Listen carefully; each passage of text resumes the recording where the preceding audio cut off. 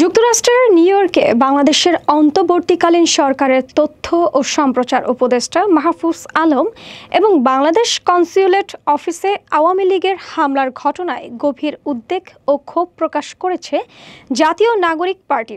সংগঠনটি এই ঘটনার তীব্র নিন্দা ও প্রতিবাদ জানিয়ে দ্রুত তদন্ত এবং দায়ীদের বিরুদ্ধে যথাযথ আইনি ব্যবস্থা গ্রহণের জন্য বাংলাদেশের অন্তর্বর্তীকালীন সরকার ও যুক্তরাষ্ট্র সরকারকে আহ্বান জানিয়েছেন। মঙ্গলবার এক সংবাদ বিজ্ঞপ্তিতে এনসিপি এ আহ্বান জানায়। সংবাদ বিজ্ঞপ্তিতে বলা হয়েছে, নিউ ইয়র্কে বাংলাদেশ কনস্যুলেট অফিসে জুলাই অভ্যুত্থানের নেতা ও অন্তর্বর্তীকালীন সরকারের তথ্য ও সম্প্রচার উপদেষ্টা মাহফুজ আলমের উপর হামলার চেষ্টা চালিয়েছে গণহত্যাকারী ও ফ্যাসিবাদী সংগঠন আওয়ামী লীগের পলাতক নেতাকর্মীরা।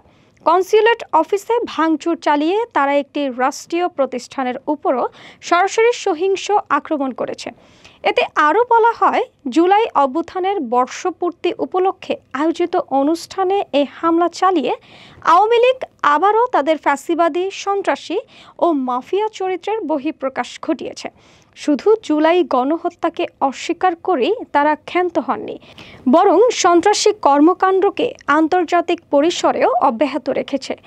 এনসিপি কনস্যুলেট হামলার ঘটনায় দ্রুত তদন্ত ও দায়ীদের বিরুদ্ধে কঠোর আইনগত পদক্ষেপ গ্রহণের জন্য অন্তর্বর্তীকালীন সরকার ও যুক্তরাষ্ট্র সরকারকে অনুরোধ জানিয়েছে।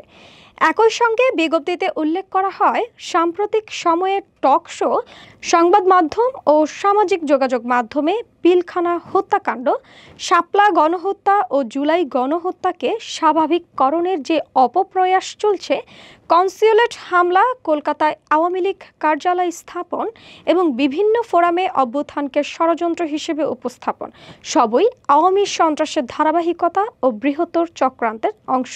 সংগঠনটি আরও জানায়, ঘটনার প্রায় ২৪ ঘন্টা অতিক্রান্ত হলেও এখনও পর্যন্ত অন্তর্বর্তীকালীন সরকারের পররাষ্ট্র মন্ত্রণালয় থেকে কোনো রাষ্ট্রীয় প্রতিবাদ কিংবা ব্যবস্থা গ্রহণ করা হয়নি। এ বিষয়ে সরকারের সুস্পষ্ট অবস্থান ও পদক্ষেপ দেখতে চায় এনসিপি।